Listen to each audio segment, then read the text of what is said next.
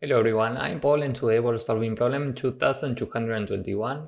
Find triangular sum of an array. This is a medium one with at least two different solutions, one that's more intuitive and the other one that's more efficient. So next I will show you both. We are given an integer array nums and we need to return the triangular sum of nums. How do we get the triangular sum? Well, we need to repeat this process until the length of nums is exactly 1. Then we return the result, which is the triangular sum. So the process is the following. We have this array, meaning we have this array, and we need to sum adjacent elements, and the result for this modulo 10 is the value that we put in the next row. So we repeat the process for every adjacent element here, and we go from this row to this row. And once we are here, we repeat the exact same process, and this is how we get this row, and we repeat the same, and we get this row, and finally we get this row with only one element, so we return 8 in this case. Now remember the modulo 10 part. For example, here 7 plus 9 is 16, and 16 modulo 10 is 6. That's why down here we have a 6. Okay, so let's start with the intuitive solution, and let's start small. We are given this array, so we have these elements, and we need to build the next row. So we can create an empty array, okay? And now we need to fill this array. So we can iterate this from left to right from index 1, from here. And every time we take the current element plus the previous element modulo 10, and we append the result to this new array. So in this case, 1 plus 2 is 3, modulo 10 is 3, so we add here 3. Next, 2 plus 3 is 5, modulo 10 is 5, so we add 5. Next, 4 and 3 is 7, modulo 10 is 7, so we add 7. And finally, this is 9, modulo 10, 9. Now we have this row, and we can repeat exactly the same process to build the next row. So we create an empty array, we sum every adjacent element, modulo 10, we put the result here, then we repeat the process again and again until we have only one element. Finally, we return the result. Time complexity for this approach will be big O of n squared, because we need to iterate every element in the array, and then we are iterating this row, then this row, then this row, and so on. So this is roughly big O of n squared. And space complexity will be big O of n, because we are storing one array in memory each time, and every time we are replacing the existing array with a new array, and the maximum size for the array in memory is roughly n, so this is overall big O of n space complexity. So with this in mind, let's go with the first approach. We know that we have a base case here, which is the length of the array nums is 1. So we have to return nums at 0, and we can say while the length of nums is greater than 1, we build a new array, and is the length of nums.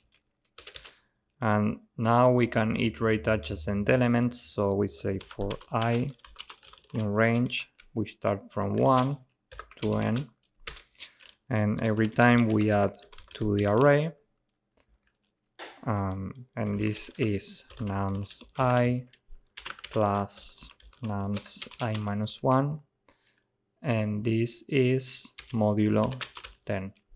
Remember, this is the problem description.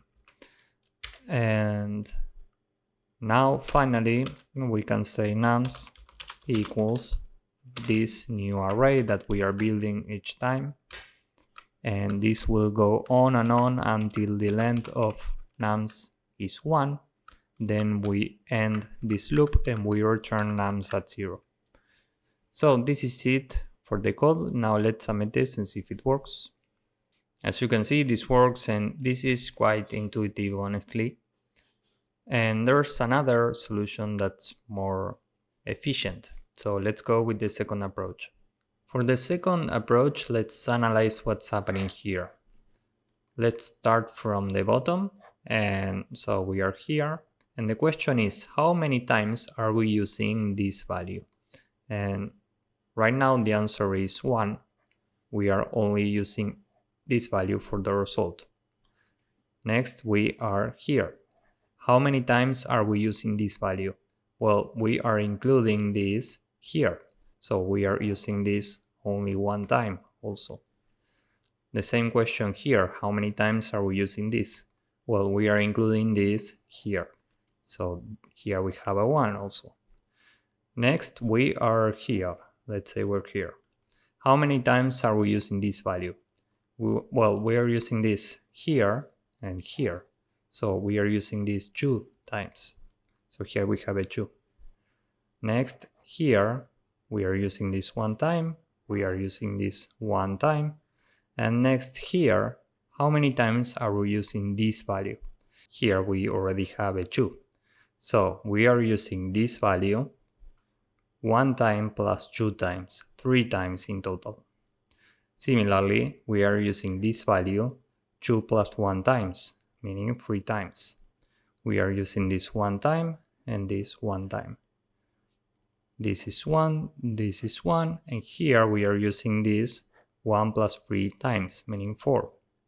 This is 3 plus 3, meaning 6. And this is 3 plus 1, meaning 4. So this is literally an inverted Pascal's triangle. I recommend you to Google this if it's the first time you see this name. And we only care about this row.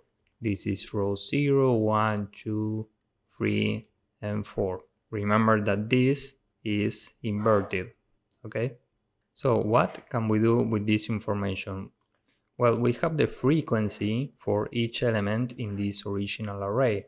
So we can do each element times its frequency modulo 10, and we should get the exact same result. So we can do 1 times 1 plus 4 times 2 plus 6 times 3 plus 4 times 4 plus 1 times 5. The result for this is 48 modulo 10. This is 8, which is exactly the same result that we got before.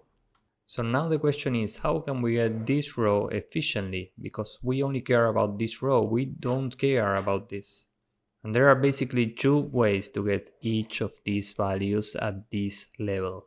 We can build this entire triangle, or we can use combinatorics.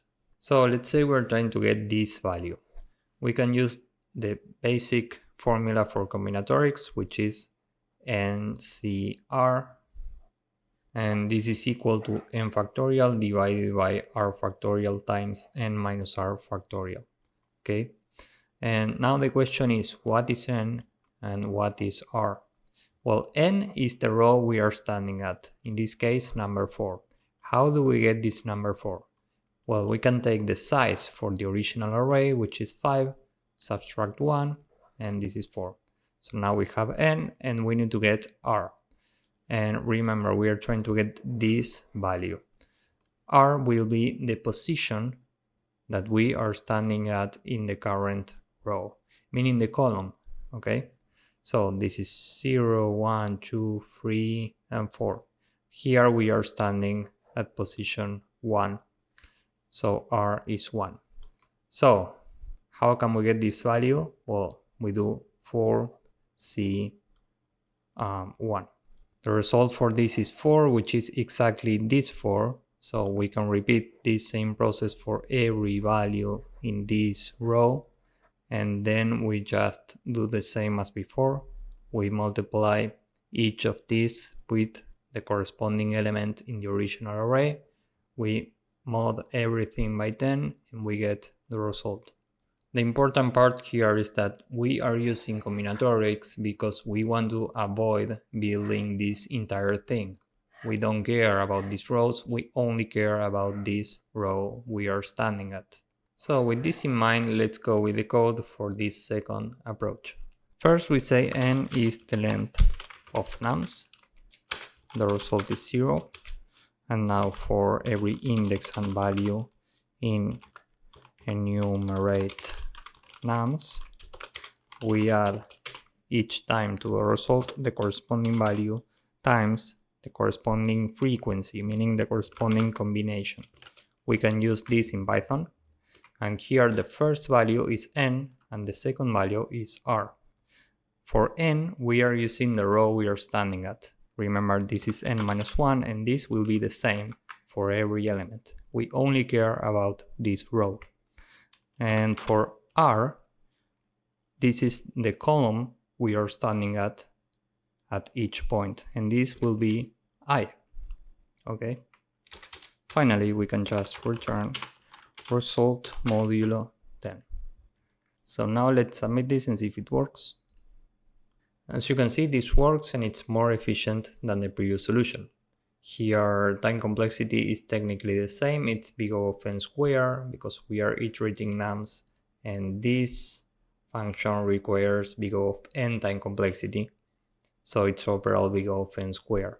Space complexity here will be big O of 1, and we could optimize this even more. We can solve this entire thing in big O of n.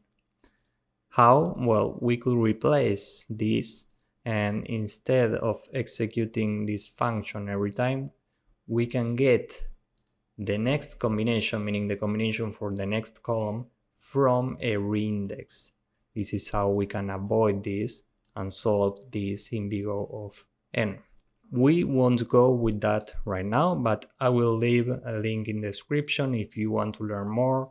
So this is it for the problem. If you found this useful, please drop a like, subscribe, and see you in the next one. Bye bye.